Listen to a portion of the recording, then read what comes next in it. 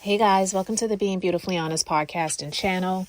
Thanks so much for being here, for being subscribed. If you're not, go ahead and hit that button. And if you're listening on YouTube, hit the like button. It's like walking into the room and hitting that light switch. Let's brighten up the place and get into this podversation. I honestly was debating whether I was going to talk about these two characters again or not, because honestly, just hearing about them is really tiring. I've been reading the back and forth. I've listened to a few commentaries about people like, what's the guy from First Take, Stephen A. Smith, and him going off on Jada and I'm going to just play a little snippet of his response, guys, before I just continue with this. But let's just go ahead and get into this. Jada Pinkett Smith is making news. And she's making news because she's out on the circuit, media circuit, promoting her new book, Worthy. That's the title of her new book. We'll talk about that title a little bit later. Worthy. It's coming out October 17th. And of course, in it, she's dropping a few bombshells, of course. Former Red Table Talk host reveals that she and Will Smith have been living completely separate lives since 2016. That's over 7 years ago. And at this moment, the two of them are still legally married, but are no longer romantically together and haven't been for a very, very long time. On the relationship's demise, she says, why it fractured, that's a lot of things. By the time we got to 2016, we were just exhausted with trying. I think we were both kind of just still stuck in our fantasy of what we thought the other person should be. But they didn't get divorced because she said, I made a promise that there would never be a reason for us to get a divorce when they first got married. You know, they've been married since 1997. She said, we will work through whatever. I just haven't been able to break that promise. Of course, knowing that her husband slapped the living shit out of Chris Rock on national television, global television, because the Oscars were watched everywhere, she had to bring up Chris Rock, of course. And instead, did we hear an apology? Did we hear anything? No, we haven't heard that. What we heard was that she originally thought Will slapping Chris Rock at the Oscars was a skit, that it wasn't real. She didn't know it was real when she saw Chris Rock's face do damn near 180. When she saw her man's imprints on his left jaw, she thought it was a skit. When she heard that loud ass slap and the audience be aghast, oh no. She thought it was a skit. I was like, there's no way that Will hit him. It wasn't until Will started to walk back to his chair that I even realized it wasn't a skit. And of course, last but not least, she had to drop dime, as they say, on Chris Rock, claiming he asked her out for a date. He asked her out on a date, explaining, I think every summer all the reports would come out that me and Will were getting a divorce. In this particular summer, Chris, he thought that we were getting a divorce. So he called me and basically was like, I'd love to take you out. And I was like, what do you mean? He was like, well, aren't you and Will getting a divorce? I was like, no, Chris, those are just rumors. He was appalled, and he profusely apologized that was that. I'm qualified to have this conversation. I did write a memoir, Straight Shooter. A memoir of second chances and first takes. New York Times bestseller. By the way, once you're a New York Times bestseller, you are one forever. That is the creme de la creme of being an author. And I am a New York Times bestseller, so I kind of understand. But that's not the subject that I'm at right now. You see, I have to confess to you that being a Christian, loving God, certainly not fully enmeshed in spirituality the way that I should be. I'm a spiritual individual. I pray every morning. I pray every night. I know there's a higher being that there's a Heavenly Father watching over me. But let's just say I'm trying to get to where he wants me to go. I'm just not there yet. And that's where we're going to stop it, because Stephen A. Smith speaks a whole lot of loudness, and sometimes it's just like, okay, brother. But listen, him going on this diatribe and talking about she needs to stop doing what she's doing because what she's doing is hurting Will, telling them go to the Torah, go to the Bible, go to the Holy Quran, and choose whatever you want. Let's talk about the role of a wife, at least from the perspective of just sparing him. I'm not getting into the right or the wrong. But the thing about it is, Will Smith does not really care about this as much as a lot of people are caring, right? And I'm not saying that it's not making him look a certain type of way. It is, but the people who care as much as they do, it's not hurting Will Smith's pockets. The things that they are doing, it is all about the funding. It is dysfunction for sale. It is dysfunction that is funding them. It's not just funding them financially. It's somehow feeding both of their egos, because they both have them, in my personal opinion. I feel that they both have this ego thing and a bit of narcissism about them, especially Jada. And I spoke about this over a year ago when the infamous slap happened, that what she's saying right now, I don't buy it. When she's saying that she thought it was a skit and she was just so shocked. I spoke about this because I said that as a wife, you're trying to protect your spouse. But in that moment, if you looked back at it, if you saw the video when he, meaning her husband, Will, was yelling at Chris to say, keep my wife's name out of your effing mouth, which right now she's saying that she was surprised because she had not heard him call her wife in a long time. So that was like new to her. That was like, but that's what stunned you, not what he did. But basically, like I was saying, she was not being protective of him because she wanted him to do that. She was pissed off with the joke. You saw the facial expression. He laughed at what Chris Rock said as a joke. And I said this then, and I'm saying the same thing now. After he saw her reaction, her facial expression, her body language, that's when he got up, walked up on the stage, slapped Chris. Oh my God. Like, I'm seeing it in my mind as I'm speaking about it. I'm not actually watching it right now because I know this is just audio for you who are all listening at this moment.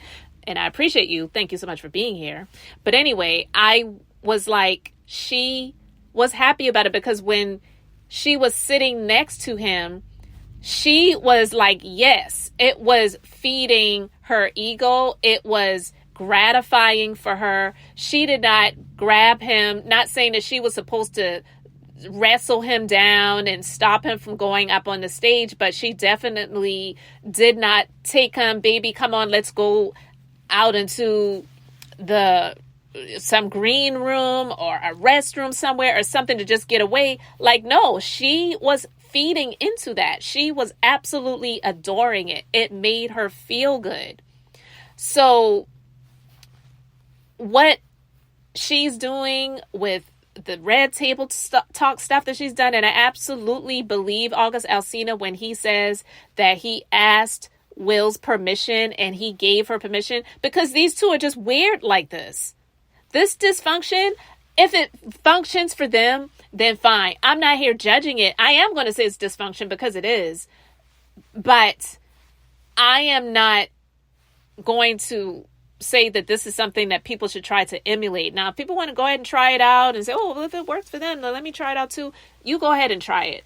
I'm just saying that people should not, like Stephen A. Smiths and the others who are just going so heavy and hard for Will Smith to say she's out here humiliating him, because we know that he just recently came out and did like a joke response to it, which is basically saying F all of y'all, in my personal opinion, because now they're talking about possibly doing a joint book.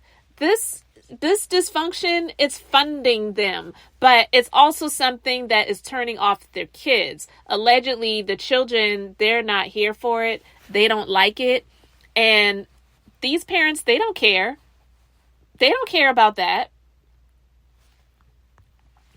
He says that his marriage is a, quote, sloppy experiment in unconditional love, as they tease a joint book about their marriage.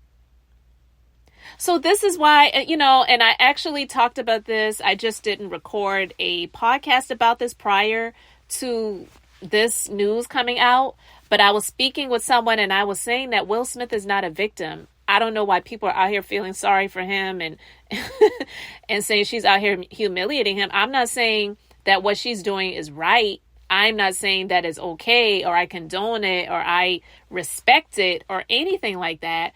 But I'm just saying that these are two people that are playing the public. They know that what they're doing, it is definitely getting them attention. They are huge attention seekers. They're enjoying this. It's a bit sadistic, if you will, that this is what they're doing. But this is what they're doing. So the public is in an outroar about it, but they're like, we're chill, we're cool. We've been separated since 2016 and it's working for us. But Will Smith, he's worth what he's worth. She's worth what she's worth, even though she wrote the book Worthy. Like, she apparently is worthy of living the type of lifestyle that being married to him affords. That's not to say that she hasn't done some great work in her own right over the years, but it's honestly not considered A-list celebrity. She is where she is because of who she's married to. Point blank, period. She didn't win an Oscar for being in Set It Off or being in the movie Menace to Society or being in the movie Woo. You know what I mean? Not even in being in The Matrix. I'm just saying she is not a bad actress. I'm not knocking her acting skills at all. But this stuff that they're doing, it is something that is feeding the both of them financially as well as feeding their egos. And they're absolutely loving it. And that's why she could care less what anybody has to say. She could care less about the opinions that are coming out. She will continue to do what she's doing. She will probably come out with another version of Red Table Talk on a different platform maybe at some point. I did hear that she was teasing that coming back. She doesn't care about anybody saying that Tupac didn't love her and he was never going to marry her. She's going to continue to call him her soulmate. The woman clearly has issues, but he has issues as well. He's not a victim. He is allowing this to go on because from what I've heard, he's been doing other people on both sides as well as she's been doing other people. If you Google that story, if I find it, I will put a link to it in the description box, but I've spoken about it before. I remember years ago when she was on that show Hawthorne that she starred in, it came on TNT, and I actually really liked that show. I really did. But it was rumored that she was messing around with Jennifer Lopez's husband at the time, Mark Anthony, while they were married because he starred on the show in later seasons. And when you saw the two of them on the show, that looked real. When they had the sex scene, it really did look real. And then the news came out after the fact in the blogs that they were really doing each other. And even it was reported that Will Smith had walked in on them. So guys, this stuff that they're doing, it is because it is the marriage for Will Smith. He's not protected with a prenup. She knows his secrets. He knows her secrets, even though it feels like they don't have any more secrets because it's like every other day she's doing a podcast interview with somebody and she's sharing more stuff, right? But they have the lowdown and the dirty and the nitty gritty for the most part on each other more than anyone else does, I believe, as well as he does not have that prenuptial agreement in place to cover and protect him. And this is his second marriage. And I just believe that he just doesn't want to have another failure. So what they're doing at this point in time, in my personal opinion, just being beautifully honest, is that they're trying to make a failed marriage look like it is successful because they're staying in it and they're just going to be with each other for better or for worse, till richer, poor, sickness and health, until death do them part. But we'll just still do whatever we want to do and do whoever we want to do while still being married to each other. And in my personal opinion, just my personal opinion, that's not real love. Because just like a child, when you have children, you know, I never wanted to be my son's friend. So I treated him like he was my child. And I still do, even though he's an adult at this point in time. I would never allow him to disrespect me. I was never trying to be cool with him. I was never trying to be his friend. And you know what? That has him honoring and respecting me, because I did not just allow him to do any and you know, thing and whatever he wanted to do. There were rules and parameters in place because I love him, and his dad loves him. You know, it's like, we both love you. We're here, and we're not just going to let you do whatever you want to do, because that is love. And he's learned that over the years. And just like a child, when they eventually grow up and then they figure out, whenever their parents just let them do whatever they want to do, didn't care, whenever they came in the house, they could come and go whenever they please. That may have seemed cool at one point in time, but later on they figured out that that wasn't real love. When you really love someone and care about them, you're not going to let them just do whatever they want to do. So in my personal opinion, I don't believe that they have that true love, that agape love, like the Bible talks about, right? For those who don't believe in the Bible, that's fine. I'm not here to preach a sermon, and I'm not here to convert or make anyone believe. Like, you know, Ziggy Marley said, I don't condemn, I don't convert. I'm not trying to make anyone believe what I believe, but I just don't believe that this is real love. It's just something that they are making it seem as if it is. And they're portraying that to the public. And we live in a world now where the Bible even talks about it. We live in a time where the world will call right wrong and wrong right.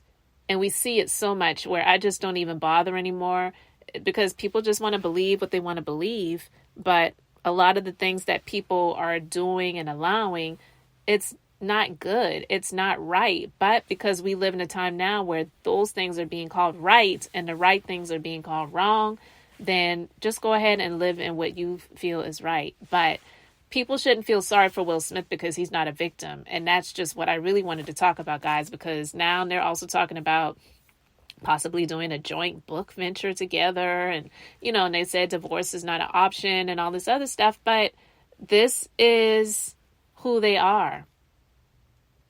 Dysfunctional, people trying to make it seem as if it is something that is functioning. And they really don't have all of the answers, but they're just going to be in it. Like they said, we live together, die together, bad marriage for life. So they said it out of their own mouths. It is a bad marriage. It is. So I just say, guys, get your popcorn and enjoy the show, but don't feel sorry for him. And I wouldn't feel sorry for her either, period. So let me know your thoughts in the comment section, guys. Thank you so much for being here, for liking and subscribing. I'm Beth, just being beautifully honest. So the next time, I just wanted to keep it brief, beautiful. And now I'm going to say bye.